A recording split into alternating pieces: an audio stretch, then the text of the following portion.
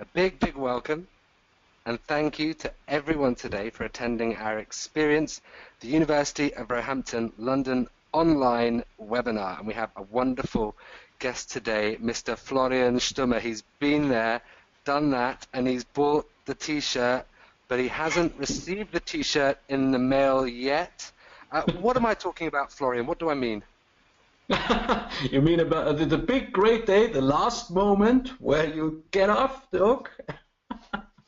And you graduate, yes, that's right. So, Florian, you are a student, you are actually a graduand, and what that means is you've completed all the requirements for your program, but you're yet to go and pick up your degree and finalize the dissertation.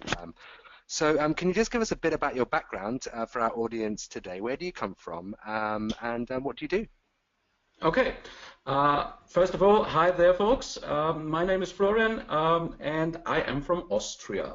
So here's the first hint. One of the most interesting things I have to overcome in this whole degree program setting is that I'm originally German speaking, not English speaking. But you can do this as well and overcome this problem. Well, not problem. I'm actually working as an assistant for the medical director of a hospital in a rural region of Austria.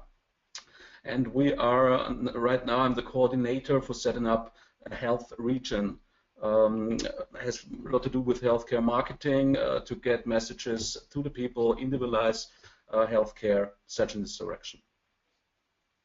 Okay, now our webinar today is to talk to you about your experience, unedited, as you experience the university, your studies, the challenges, the rewards, the good times and the bad, Florian, as well. And not to hear from me, a representative of the university, about its history, about its quality, etc., but to hear from you. And you are a bit of a Roehampton historian somewhat, and have taken some interest in the history of the university. What can you tell our audience about Roehampton and about the history? So Roehampton was founded 150 years ago. 2016 was the 115th anniversary. I took my wife and flew over there to London, and there was this big ceremony in Westminster Abbey, which really changed my mind and my sets of thinking about this whole program and the options I have from this moment on. You feel as a part of something bigger, something global, something really, historically meaningful. I think there were 4 colleges in the beginning, and the main thing was that this those 4 colleges primarily educated educators, teachers, and most of them were, I think, for female educators and female teachers. There is one Catholic college, one I think Presbyterian college. But the thing is, when you are there, that doesn't mean anything, because there's such a big, beautiful, colorful culture there. There are dancers, there are educators, teachers, whatsoever. It's really, really a nice and originally existing university. Yeah, I mean, what I like is, to get straight into it, like we are in terms of experiencing the campus, the actual bricks and mortar, is that this is different from distant learning, very different from distant learning, online learning. People might lump them in as the same thing. We have this slide here, what makes Roehampton Online unique? And for you, what did make the experience different from distant learning or unique in that way? To be there, the brick and mortar? Or to study online as well. Was it different in your mind as you perceived online learning, or you perceived campus learning, which is what most people kind of are familiar with? Well, actually, I studied medicine for 3 years, and so I was at a campus and then a brick and mortar university. I finished with a Kent Mate, which is a pendant to a Bachelor of Science.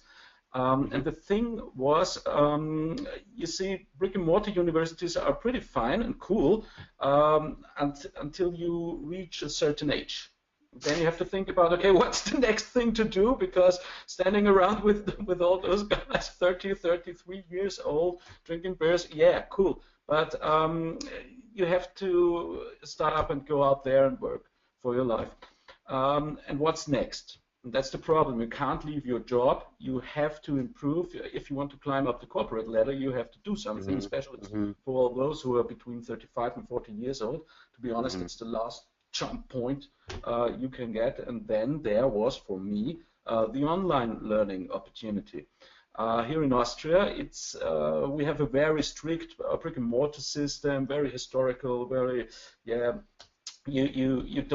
very traditional.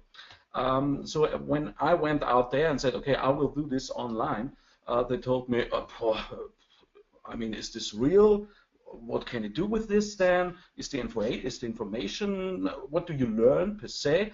And now, finally, afterwards, I can say I learned pretty much more via the online version of studying than at the brick and mortar university. Why is this?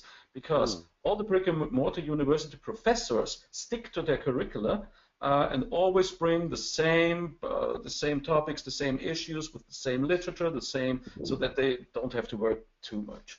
The online version to study is the absolute perfect version because you get the most actual literature you can find on the net, and you are you can work for yourself whenever you like, and yeah, you're pretty up to date. Now, you studied the MPH program. What we're talking about, your experience is not typical to the MPH program. You could have been talking about any of our programs in the past 10 minutes, and I would think that most of our students would have that shared experience, but our programs obviously will have different learning outcomes, obviously. Now, this is the MPH program for those that are interested in studying this very specific program for public health. Now, here are the modules that you took, 8 modules here, 12 weeks each, 29 months approximately, and that's the credits as well. Which one of these modules stuck out to you or really helped you in your career, your job, and why? I think most of all the contemporary issues in public health across the globe. Epidemiology, big topic now with all the refugees coming to Austria, and they are all bringing old diseases which we already thought we could handle. Now we have big vaccine actions and situations in hospitals with old vaccines. So epidemiology, the contemporary issues, and yeah, the research methods. Wow, okay, you have to like this, but it's possible. I did it as well. Well, we will get on to that big chunk that you have to do at the end in the moment. And this is an opportunity to say that if our audience have any questions, either about the MPH program, about any of our programs, or about the experience itself, there's a little chat box there that you can write in where you can ask Florian and I your questions about the university, and we'll try to reach them in maybe 15-20 minutes time with a bit of a Q&A to wrap up today's session as well. So that's very nice. Now we do have other programs are available. Our MBA, obviously, business and management. We have information systems management, marketing, project management, strategic human resource management. Now, Florian, you're a glutton for studying. You love studying. You're currently undergoing an MBA as well. I understand. You're starting something else. What drove you to continue studying and take something quite different? Well. Good question. First of all, because I got addicted to online learning, to be honest. And, well, what to do with my lifetime? I always think, you see, you can regain money, but time is gone. So I can do something useful with it. And actually, as it is here in Austria, after 2020, we'll have big problems, especially in the healthcare sector, because there are so many elderly people over 60 years and so few new doctors.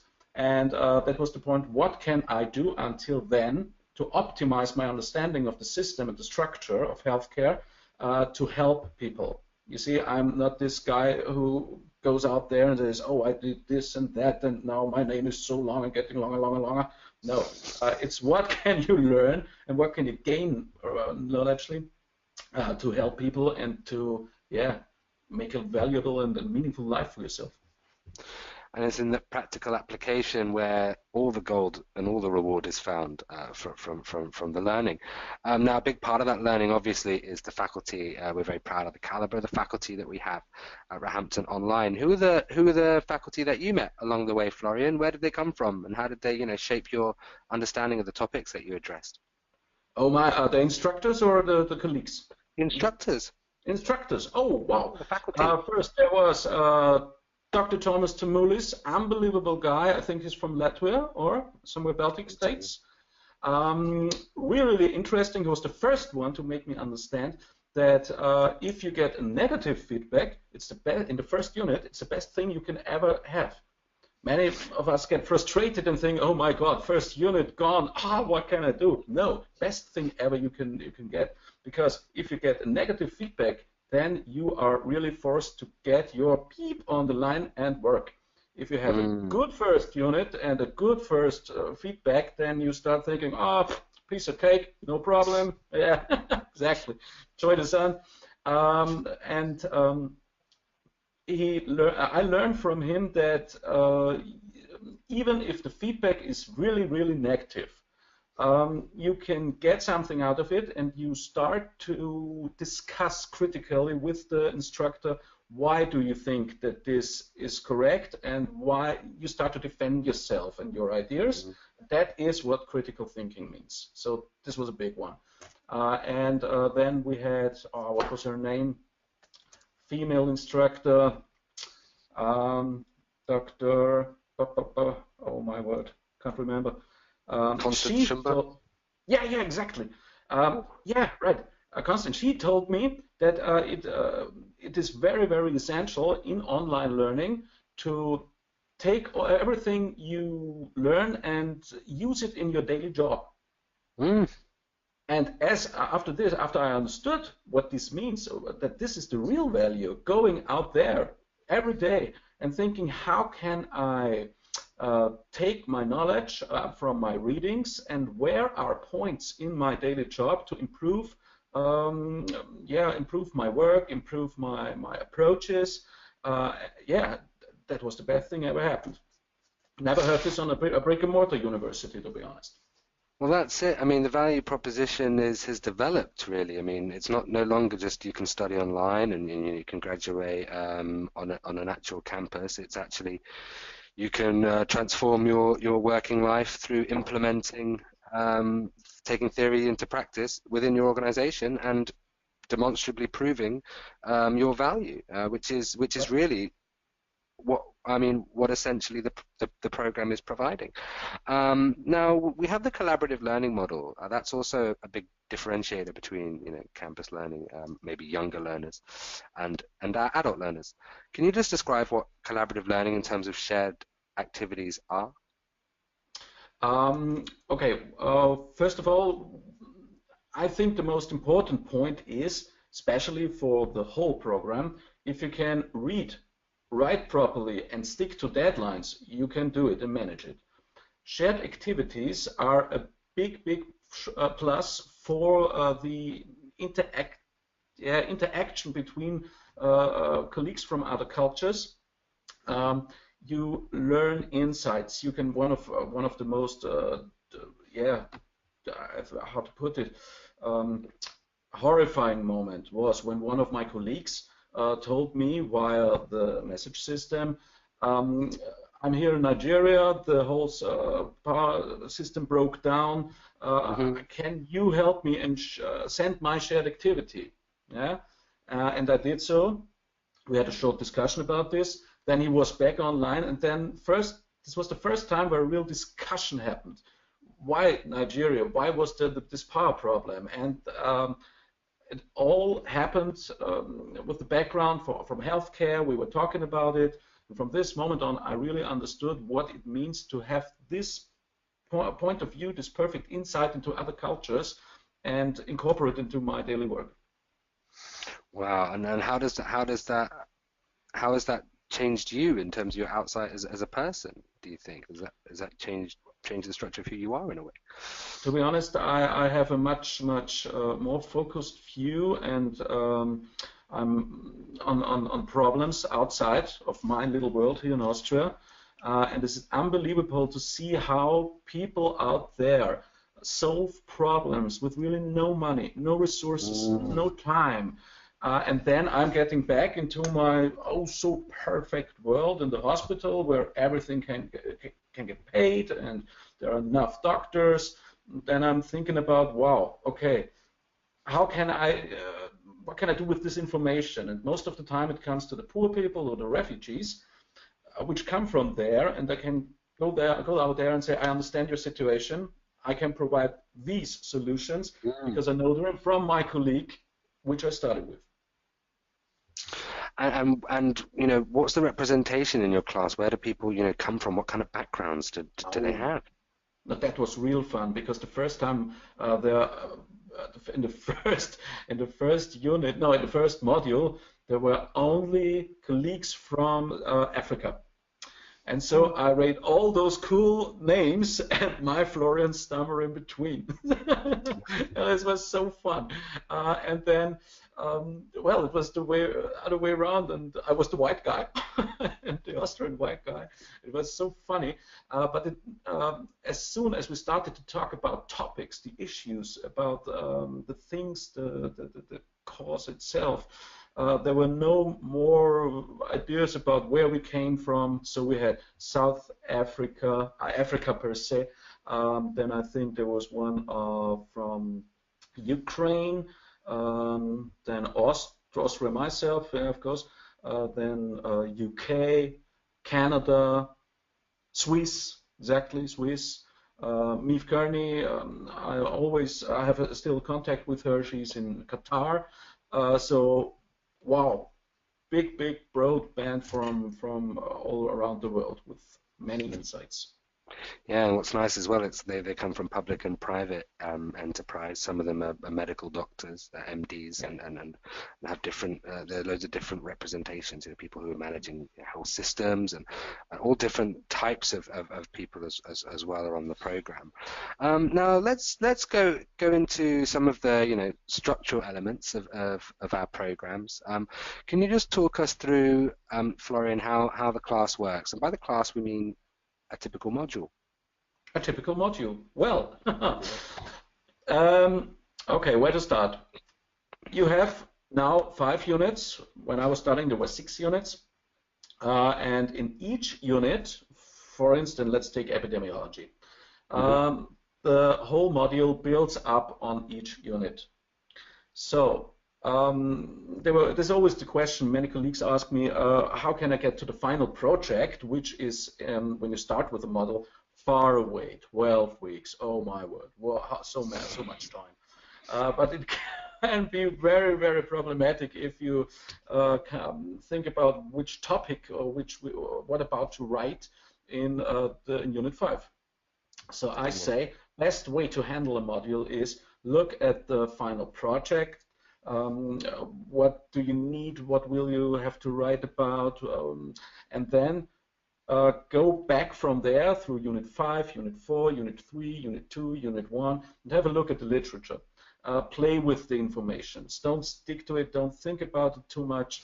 Have a sleep, and next day, 2 days, 3 days later, then something pops up, and you think, oh, that would be a cool topic to write about in the final project. Then go to your daily job. Is there an option to integrate your knowledge or to ask questions for this topic in your daily job? Then you stick to it every day, and don't forget to do your readings. Yes. When you start with Unit 1, best thing is just in the first week read the literature. Don't write the shared activity, of course, and don't think too much about the final project. Just go in playfully, think about what's coming up. If you don't want to, or if there are some just moments of frustration or depression, for myself, I always try to make curiosity about my fear or my depression or my frustration. I think, okay, what's the cool point? What's the cool stuff? Then I only followed this cool line, and then I automatically found all the other information I needed for my final project. So this is the first week, and then you start writing your individual assignment, which is at the end of each unit. And for this, write it. Just sit down and write about what you think, and then put it away for 2 or 3 days. And then on a Sunday, before the Wednesday when you have to submit it, take it back out, and then reread it and rewrite it as needed. Personal tip: if I see this text and think, oh, it's brilliant, now that's the winner, then I cross out my name write another name down there from someone I hate, and then I start to correct it. Well, it's never ever a winner. Afterward, it will be. When you've completed that piece of work and you think it's done, you've now completed your first draft. Yeah, exactly. That's what my father always told me. Right. So talking about drafting and redrafting, at the end we have this big piece of work, and by the end I mean the end of the program, the big program, and that's final research project, aka the dissertation, aka the thesis, called by different names depending on where you go. What did you do, or what did you just do, because you've just finished it and handed it in, for your final research project? What was the topic, and why did you choose that topic? My topic was about primary healthcare centers. I did a discussion and a research about the implementation phase for primary healthcare centers, especially in rural regions, because there is no primary health care in Austria, never was. So we have to invent this for ourselves. And we want to build a primary healthcare center beside our hospital, near our hospital. And so I just wanted to understand what drives people, and what are the main topics our patients need. So, and that's one point. I really, that's the most serious insight I got from the whole program. Think about your final research project all the time and use the modules to build up to it. I nerved all the instructors and all my colleagues with, oh my, this is Flo again with this primary healthcare topic. Well, but in the end, it was very, very effective for me, because I came up with a really interesting approach for the research part, because I asked our patients what they want to see or what they need in a primary healthcare center. Then I took these information, took the top three to five, built a virtual primary healthcare center, and asked our medical staff, would you like to work in it? Wow. So the process was turned upside down. Not the doctor said, I need for my patients, ding, ding, ding, ding, and such, that's money. I asked the patients and democratized somehow the whole process, because I said, that's the thing patients need. And now, dear doctors, can you work with this? And what do you like? Where do you like to work? Yeah, and so this was really interesting, and the solution is we have a blueprint from Alberta where they had the same problem, and we can use this now to implement our primary healthcare center. So this is a real thing that will really get implemented, hopefully. Yeah. So this is a very important, for me, point to stop on. You know, as an MBA student myself, this is very much about your ability to take it out of an academic space and make a real business case out of it. Now, what you described is essentially prosumer marketing, where you're using the users and the clients to create the product, which is upstream marketing as opposed to downstream marketing. So, is studying on the business degree then? Is this why you're studying on the business degree, in order to find these elements of how to position yourself from a business perspective, strategy, vision, marketing? Kind of, because the MBA I'm actually doing is about marketing and innovation in marketing, and I think there is a big potential in those email marketing systems in healthcare. Yeah, so I think if you start individualizing healthcare for the people in their mailboxes, they are more eager to do something, because they are told to do. It's more personal. Okay, I like that. So you're kind of carrying through the same theme that you've had through all your studies, this kind of guiding light, this North Star that's guiding you and shaping your learning, and you're always putting it in the context of these public practices. Primary healthcare practices. Now, I want to get on to also your application, how you became a student in the first place, what you had to go through in order to do that. There are some prospective students listening in today, and they will either be in the middle of this or about to start this, and they will hopefully need a bit of advice and help on how they complete their application. Can you remember back a couple of years ago when you did your application? Do you remember your Yeah. initial motivation, Florian, for your application? Yeah, I can remember. I really can. I can remember it very well because you see, not everything was plain cakewalk for me in the beginning. I first tried to get into a program at the University of Liverpool, and this was a complete breakdown because they told me I had too few experience, 16 years of Hmm. journalism and working in healthcare, too few, well, whatsoever. Then they didn't understand um, my grade in Austria as a Hmm. Candidus Medicus, Bachelor of Science. Then problems. And I really thought, oh my word, is it worth it? Then I looked for another university, came across Roehampton and told myself, okay, now that's the chance. I do it, and I give my very best. So I was standing with my back to the wall, and then you're getting really good in things and improve from second to second. Yeah. My motivation for Roehampton was, um, first of all, the program itself. Then it was in London. I love London, and the approach, this multicultural approach, and the multicultural thinking approach that was one of the biggest decision points for me. Nice. So we have here, you know, your ambition, your personal statement. You know, what is your motivation? Why is the program of study important to you?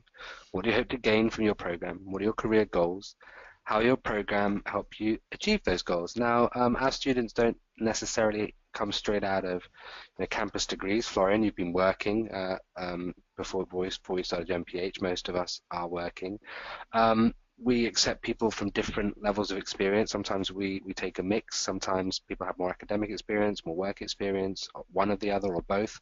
So you need to find out what's suitable for you by, you know, having a conversation with your enrollment advisor and putting your best foot forward in terms of your work experience. You know, listing your job titles, what level of responsibility you hold, what specific tasks and responsibilities you perform, how they relate to the program you're applying for. So you can see with Florian here how he's working right within the healthcare system. He identifies problems and issues on a local level, and then he, you know, goes to his, you know, group of global consultants on his course to consult about how to solve these problems, and then he goes and researches using the program as a guide to help him get to where he needs to go. So it really is, you know, self-perpetuated, and the university and the course is a method that enables you, Florian, to go and achieve that. So that's wonderful. Um, any top application tips, Florian, from you in terms of Top how to put application tips. top Okay. Florian's top Top application tips, top three, top five. Okay, top three. First of all, or just one? yeah. Just one. First of all, really take the advice you get from your tutor or from the person you get contact with first. If you're told, please write this or please do this or please get us this, don't get upset. Go out there, do it, and get it. Yeah, it's no problem after all. You want it after all. English is a big topic because, as I told in the beginning, I'm German speaking. I even had to do a TOEFL test after 16 years of working in English-speaking countries. However, I was really upset. I did it as well. Okay, 120 bucks whatsoever. Have a clear idea of why you are doing this. Have and formulate it this way. If you can Mm-hmm. provide proof that you are not only studying because you, oh yeah, I don't know what to do with my time and I have enough money, then really show the university why you are the best fit for them. Um, if you do this, especially in the personal statement, you will feel proud of yourself as well. And you will think about the Roehampton adventure as really cool 36 months. You think about it more as an investment in your future than an expense. Yeah. So stick to be honest. Yeah. I think you're right. I mean, this program doesn't come without having to make sacrifice on your time, on your finances, on your mental capacity, physical capacity, and so there's certain sacrifice that you will have to make. Now, this is an opportunity for us to move to the Q&A portion of today's webinar, we have some of your questions that have come in, so thank you very much. If you have a question, you can quickly submit it. We have just a few to get through for you today. I haven't looked or edited through these questions, so we're just going to take them as they are today, Adrian. Florian, sorry. What are the options? Let's have a see. What are the options for achievement? Many countries do not recognize, it's a nice one, many countries do not recognize online learning, and that may discourage students from taking it up. What is the University of Roehampton maybe doing about this? Or I would ask you, how do you feel about this? I know quite a bit about this subject, having taken a few webinars, but what is your opinion on the way maybe your colleagues or industry and people view online learning in Austria, or maybe in some of the other countries of your colleagues on the program? First of all, check with your government or your local advisor, whoever is in charge of this, and ask if it is accredited and if it or if you need an Austrification like it's in Austria. Most of the time, and Roehampton is accredited. I have to prove. So for me in Austria, it was no problem after all. Yeah, I think it's the same like a brick and mortar. It's just another way of learning and doing it. In the end, you have to do it. Yes, I mean, all of the UK universities, online or otherwise, are assured by, as we see here, the QAA, the Quality Assurance Body. That's a good reason why people go to UK or US universities, because they're rubber stamped for certain quality across the board. Now, the degree that you get from Roehampton is identical to the degree a master's student on campus will receive. It's identical. Your learning model might have been different, but your learning outcomes are identical. You are meant to know the same stuff, except as Florian said, we truly believe the caliber of the people you'll be exposed to on an online program are on a higher level, let's say, than on the campus program, because online students are from industry, because they have to work at the same time. So that's a good point as well. In terms of online studies being recognized, Florian, you might not know this particularly. Normally it's departments of education that say we recognize or don't recognize online study. The last one that was coming across to recognizing online study was the Middle East. I think it was one of the last areas really to start recognize online study, which I believe they have. Now this really may affect only people who work for state-backed corporations. So if you're working for a normal corporation, LMNC, or a public charity or non-profit or an NGO, then those are global recognized bodies. They're not affiliated to a state education department. Now, of course, speak to your enrollment advisor, find out more about it, but this is not something that we have problems with existing students in terms of online education being recognized, but an excellent question, a good one to ask as well.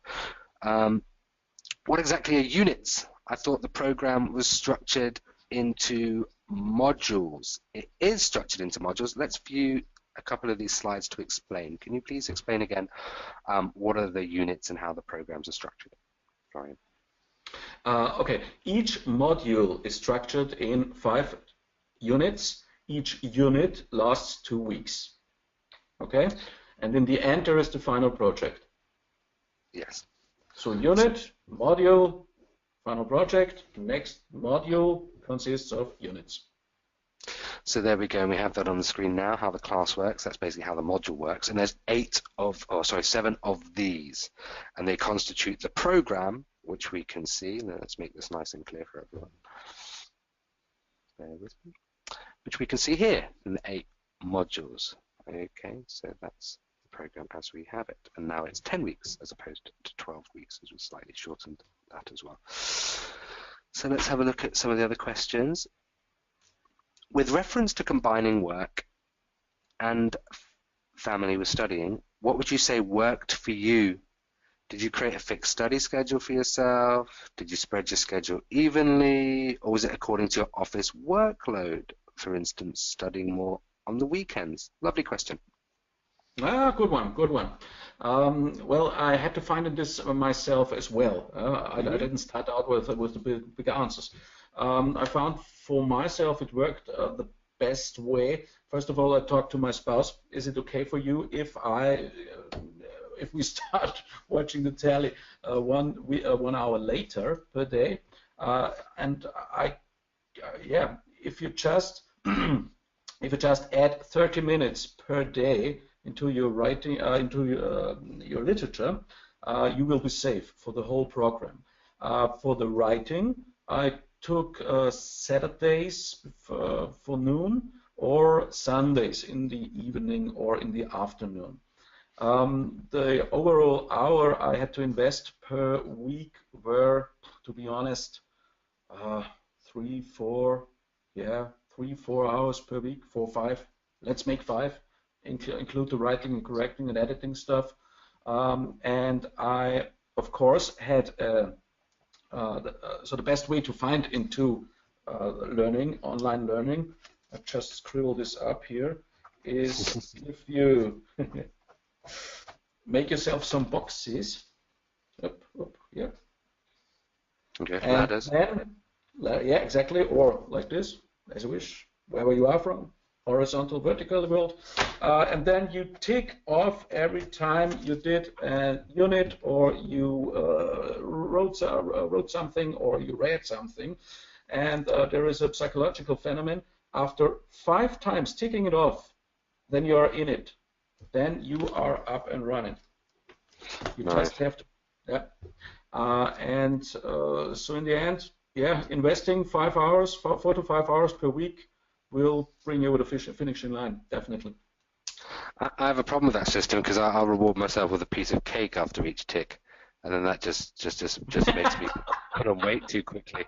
Well, another assignment. I'll just have a chocolate. You know Oh, how to another enjoy assignment. life. I'll just have a drink. But you've got to reward yourself. Small Seriously. incremental wins along the way Mhm. are extremely important. Yeah. Now, some people are asking questions in terms of financial aid for the MPH program. What criteria makes someone eligible now? Florian, as you know, there are people across the world in different situations Yeah. and different organizations. So funding can come from such a myriad of places, and you would have been on the course with people from different places. I'm not sure if Austria would be somewhere that would be heavily funding MPH students, but there'll be other areas in the world that will demand a need there, and funding options will be available. And there are also, some options that might be provided by Roehampton or by the institution itself. So what you'll need to do is speak to your enrollment advisor about your financial options as Uh, well. to be honest, in Austria there is no funding possibility Oh, I for wouldn't expect that online. in Europe. No, absolutely nothing. I In had to Europe. pay it all myself, but I made a deal with my boss, with the CEO, and told him if I stick to it and if I do it in certain times, Uh-huh. then I get my overdone hours paid out. Boom. Okay, so So there you I go. just I got 200, I think it was 100 euros per week. Right. No, sorry, per month. So in the Yeah. end, I had after 3 months 300 to 400 as a base, and the rest, Uh-huh. yeah, I had to save. But as I told myself, I had a car with a crashed door, and the door itself costed 700 euros, and I invested it into my studies. Now, everyone has Yes. big fun when he sees me driving, but I have an MPH. Exactly. I have an MPH and I'll get a door eventually, but you'll take 36 months to get your MPH. That's, that's it is, and that's what it is. Sacrifice. It might be a small thing. It might be a car door. Exactly. It might be starting, putting on Netflix an hour later, or saying, tonight I can't go out, or tonight Dad must do some work tonight, or I mean, or be, whatever. be, Whatever. be, be honest. Be honest with yourself, guys.